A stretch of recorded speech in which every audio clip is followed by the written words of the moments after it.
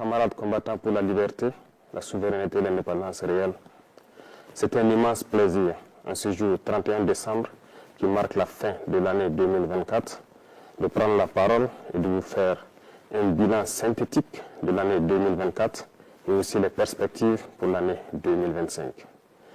Mais avant tout propos, permettez-moi de rendre grâce à Dieu qui couvre le Burkina Faso de sa main bienveillante et qui nous permette de rester debout. Je rends donc un vibrant hommage à toutes nos forces combattantes qui se battent jour et nuit jusqu'au sacrifice suprême pour que notre patrie reste et demeure. Je souhaite un prompt rétablissement à tous ceux qui ont été blessés dans cette barbarie et je prie Dieu pour le repos des âmes de tous ceux qui sont tombés dans cette bataille. Aussi, je voudrais rendre un hommage au vaillant peuple burkinabé, de l'intérieur comme de l'extérieur, qui continue de contribuer de façon massive pour que nous menions cette guerre et aussi que nous amorcions notre développement réel. 2024 a été une année pleine de défis.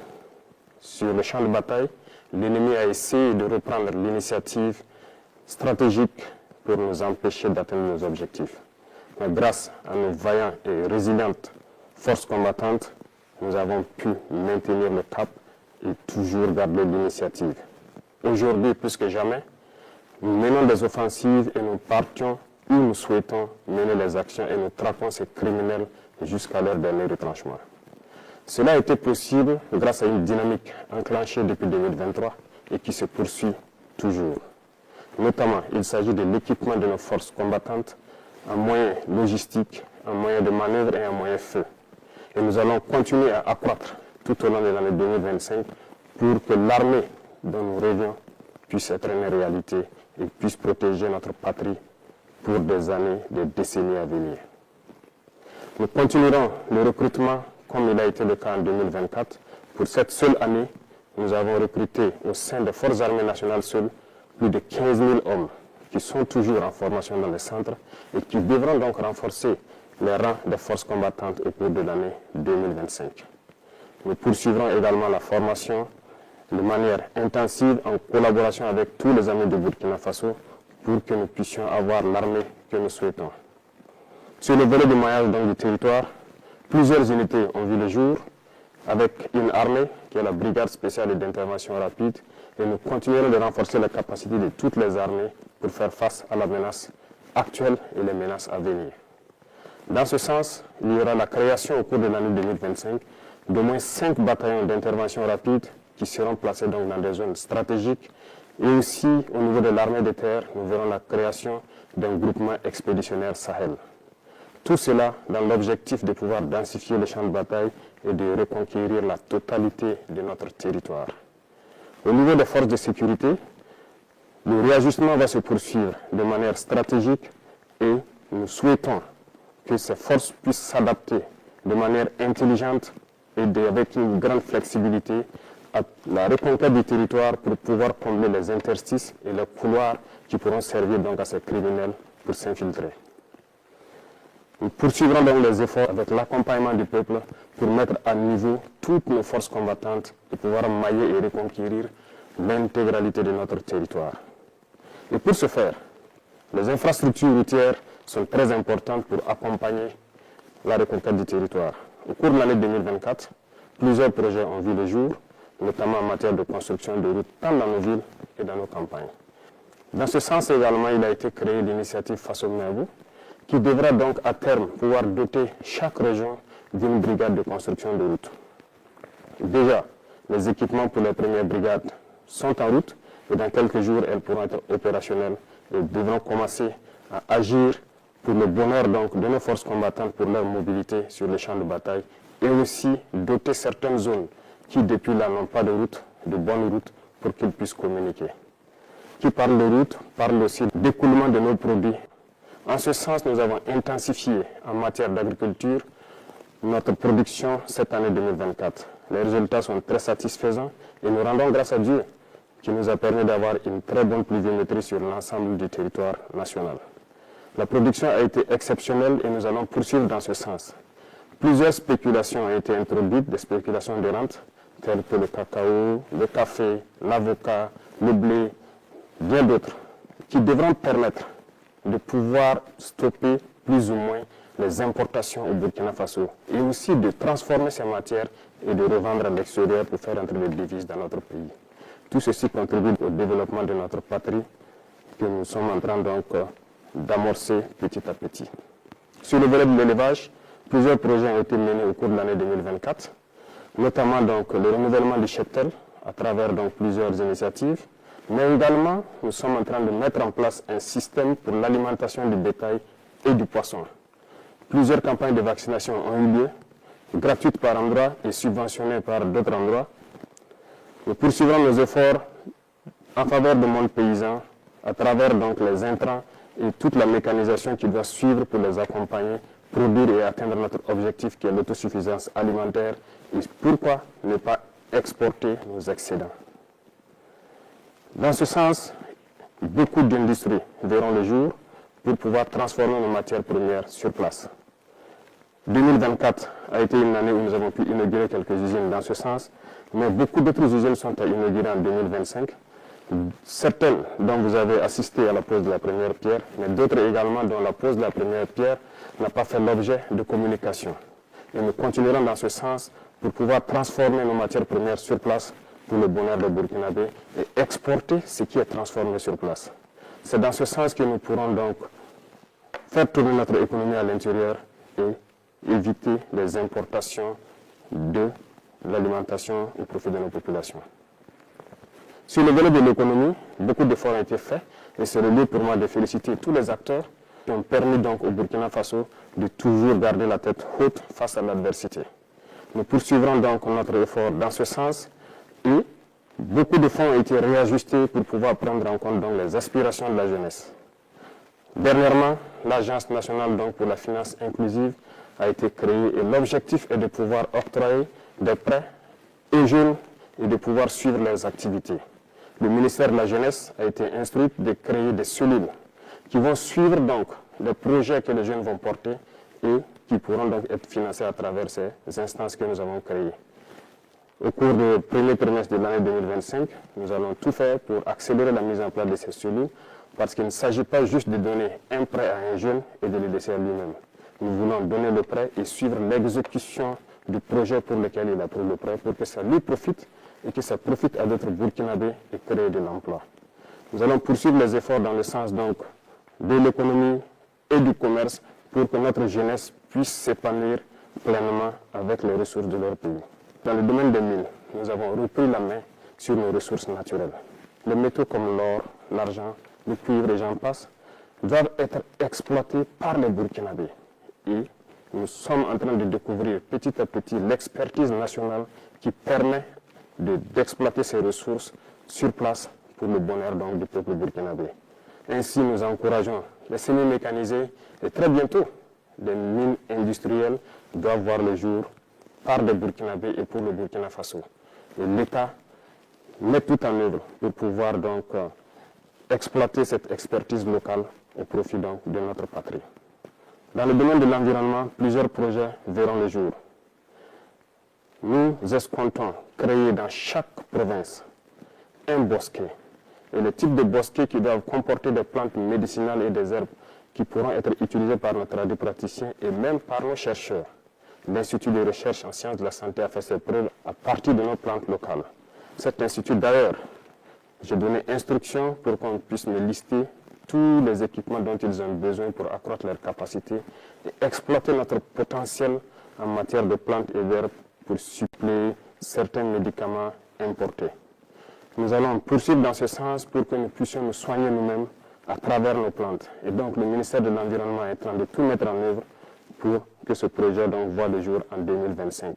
D'autres projets d'envergure en matière de reverdissement, de plantation d'arbres à travers les institutions et toutes les structures qui pourront donc être désignées verront le jour pour que nous puissions reverdir notre environnement, prendre soin de notre environnement et que ça profite pleinement aux Burkinabés.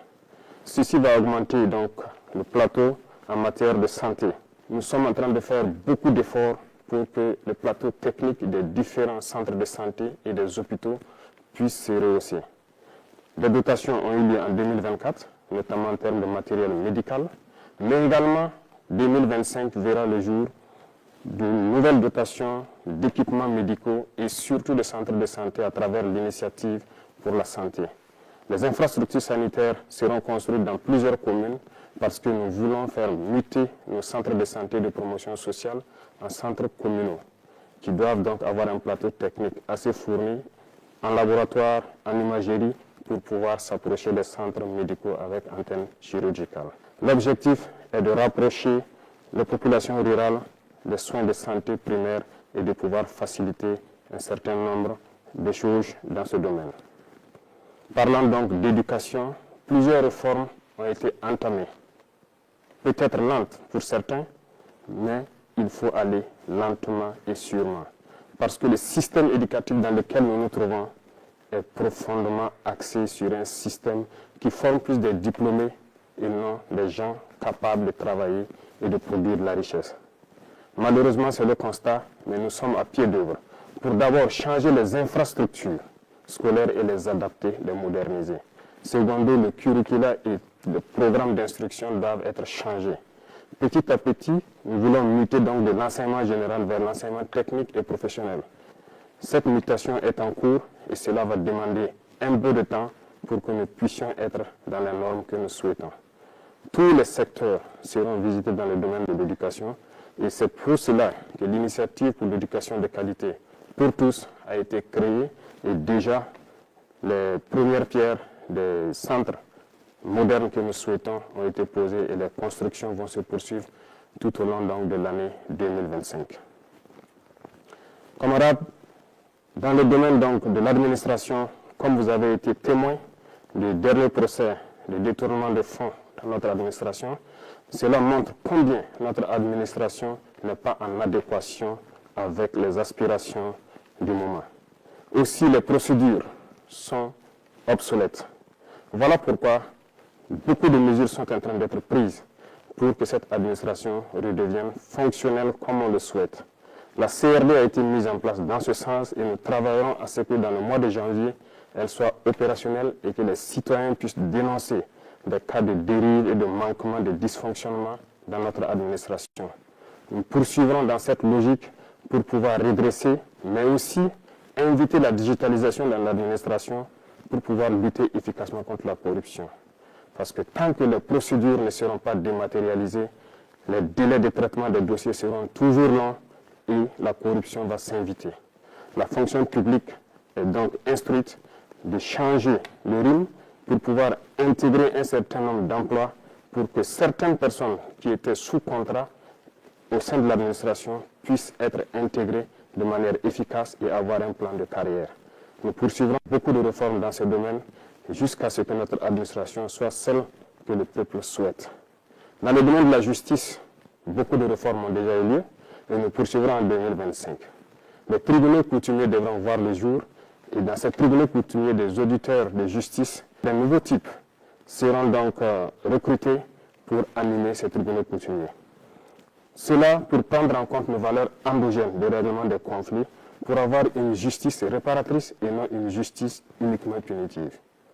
Dans ce sens, en prenant en compte nos valeurs endogènes et en impliquant nos leaders coutumiers et religieux sur les valeurs qui sont les nôtres, nous pourrons transformer notre justice, la rapprocher du justiciable. Ces réformes vont se poursuivre tout au long de l'année 2025 et nous comptons pouvoir atteindre notre objectif avant la fin de l'année. Dans le domaine de l'administration territoriale, comme annoncé par le Premier ministre lors de son discours de politique générale, un redécoupage du territoire s'impose, en tenant compte d'un certain nombre d'aspects, superficie certes, mais surtout stratégiques et économiques. Cela sera proposé en 2025. La décentralisation, qui est aujourd'hui une très bonne chose dans le fond, mais dans la mise en œuvre se retrouve en souffrance. Une étude a été diligentée actuellement au niveau de l'ensemble BF et du CAPES. L'étude dont les résultats sont attendus dans ces jours-ci doit nous permettre de faire un diagnostic profond du processus de décentralisation. Dans ce sens, un certain nombre de fonds ont été donc suspendus en attendant ces études pour pouvoir réarticuler et donner de nouvelles missions aux autorités donc des collectivités territoriales. Dans le domaine de l'urbanisation, au cours de l'année 2025, après une étude effectuée en 2024, il sera proposé à la population burkinabé des choix pour pouvoir redessiner nos villes. Lorsque ces choix seront présentés, nous espérons avoir une issue qui nous permettra de redéfinir nos villes et de pouvoir faire une urbanisation qui réponde aux normes actuelles. Cette dynamique va se poursuivre en 2025 et l'initiative Faso Mebo également participera à cette dynamique d'urbanisation. Dans le domaine du sport, c'est le lieu pour moi de féliciter toute la jeunesse sportive parce que 2024 a été une année sportive. Plusieurs athlètes sont donc revenus au Burkina Faso avec des médailles et ont porté haut le drapeau du Burkina Faso. Je les félicite et je les encourage à continuer dans cette dynamique pour que 2025, nous ayons encore plus de médailles et que le drapeau du Burkina Faso continue de flotter partout dans le monde. Il contribue à faire rayonner l'image du Burkina Faso à l'extérieur. Dans le domaine donc de la diplomatie, il y a cet accompagnement du milieu des sports qui est déjà là, mais nos diplomates sont donc à pied d'œuvre depuis l'année 2023 et 2024 dans une diplomatie agressive. Nous poursuivrons dans ce sens en 2025 pour que l'image du Burkina Faso qui rayonne à travers le monde puisse continuer de croître. Et à travers cela, nous sommes dans une confédération de l'Alliance des États du Sahel. Plusieurs actions sont en cours actuellement pour pouvoir structurer cette alliance et l'asseoir. Parce que c'est le début d'une union dans la souveraineté, dans la liberté totale, pour que l'Afrique puisse prendre un exemple sur cette alliance et pouvoir rayonner. L'alliance n'est pas uniquement que pour les 3 pays, l'alliance appartient à tous les Africains désireux de souveraineté, d'indépendance et de liberté totale. Nous poursuivrons notre démarche pour qu'elle soit une union forte dans tous les domaines cités, que ce soit de la diplomatie, de la défense et de la sécurité et surtout du développement. Notre diplomatie rayonne et nous poursuivrons notre démarche pour qu'elle puisse encore être forte et les représentations du Burkina Faso à l'extérieur puissent prendre en compte notre diaspora et aussi prendre en compte tous les amis du Burkina Faso qui souhaitent visiter le Burkina Faso, participer au développement du Burkina Faso. C'est dans ce sens que nous serons un exemple de souveraineté, un exemple de dignité et une fierté à travers l'Afrique et à travers tout le monde entier. L'Institut des peuples noirs devra être un tremplin pour pouvoir attirer au Burkina Faso tous les Noirs du monde entier pour pouvoir se ressourcer, revoir les cultures et pouvoir apprendre de nos cultures, les moderniser pour faire développer notre patrie. Un bâtiment sera érigé donc au niveau du musée pour prendre en compte un certain nombre de choses de notre culture pour que l'Institut puisse se baser sur ces valeurs-là et enseigner au monde entier ce que c'est que le peuple noir, ce que c'est que l'Afrique. Je souhaite que 2025 soit une année donc de parfaite santé, de succès, de prospérité, de victoire pour notre peuple. La patrie ou la mort, nous vaincrons.